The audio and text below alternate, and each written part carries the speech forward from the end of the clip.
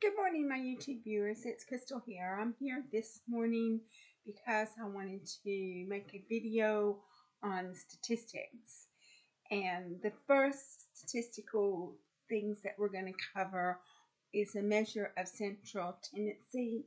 And a measure of central tendency is a type of descriptive statistics. And it's going to be one of the first things that you learn whenever you start learning statistics. And basically, the measures of central tendency are mean, median, and mode. But I added one to him, which is called mean absolute deviation, because whenever I was reviewing my notes on the measures, because you've got measure of central tendency and then you've also got measures of dispersion, you had mean absolute deviation.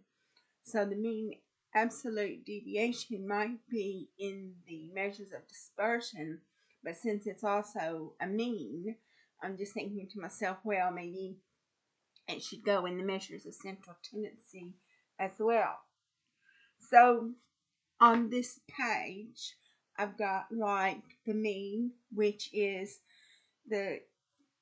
probably one of the easiest statistical functions that you're going to learn. It's going to be a sum of all of the elements over the number of the elements, and that gives you the mean. And then you have the median, which is in the middle of the data set. So the median is going to be one formula if it's odd and one formula if it's even. But basically, the median is in the middle of the data set. And then you've got the mode, and the mode just selects the most frequently occurring number. So we come over here. I've made a list. So we've got random numbers. We made random numbers, and so we've used rand between 0 and 100. So we've got random numbers between 0 and 100, and it goes all the way to 101, row 101. So we've got 100 elements, and between 0 and 100. And so you can see that I've gone all the way down to 100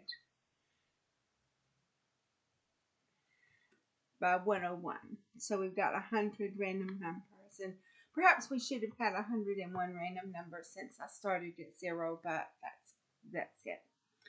And then the next thing we're going to do is after we've done our random numbers, we're going to check the mean of our random numbers. And so we're going to go into Excel, and Excel has a formula, a statistical formula to calculate the mean. It's equals average A2 to A1 for 1, and so your mean is 50.14.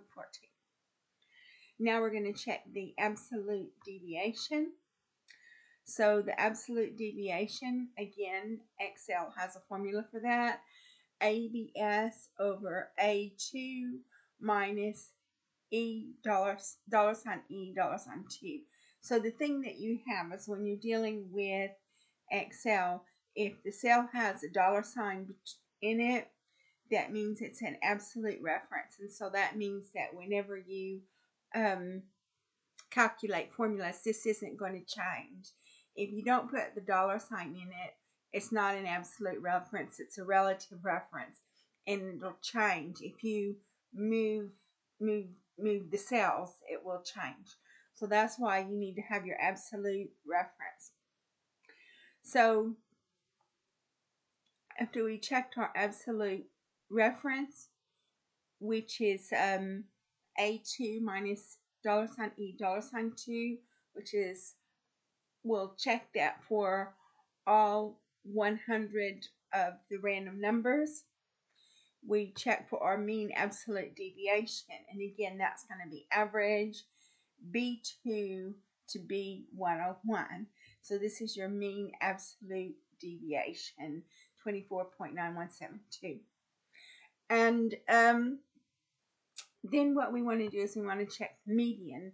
And the median is basically, when you check the median, is what Excel would do is Excel would sort all the random numbers, and it would take the median, the middle number, and that's going to be your median. Now, if it's odd, it's a little bit easier to do it than if it's even. So if it's even, it'll take the two middle numbers, and then it will take the average of the two middle numbers, and that's going to be your median. And mode, what the mode would do is it's just going to select the most frequently occurring number. So the most frequently occurring number is 51. So we've got a 51 here. So what we can do is, if you want to see how many times 51 comes up,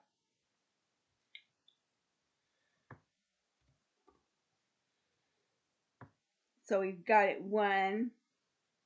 Well, that didn't pick it up, but well, obviously that didn't pick it up, but it should say there's a 51 here. On 57, there's a 51. 68, there's a 51.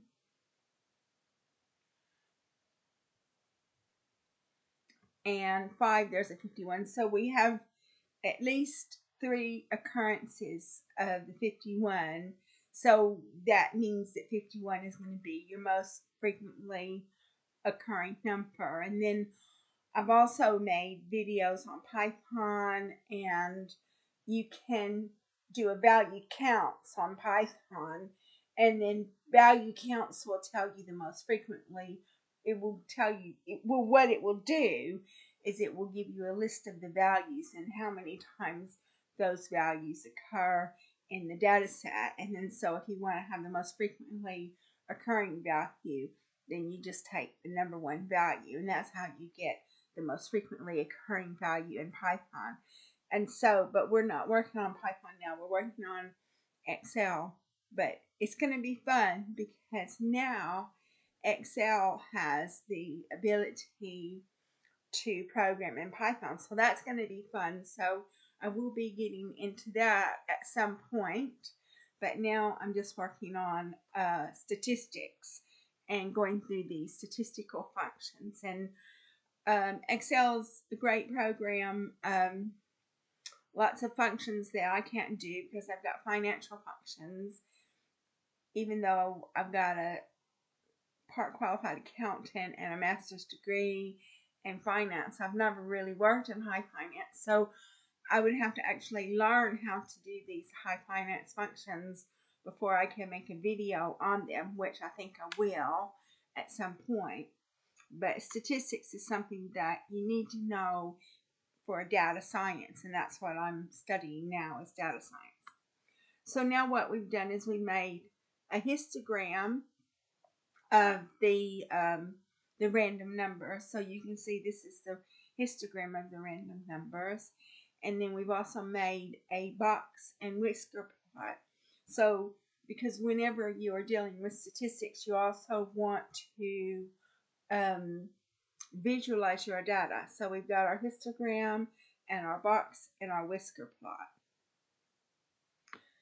And then we have a little note here. It says the measure of central tendency indicates the central point of the data, aiding in data processing and feature engineering for machine learning.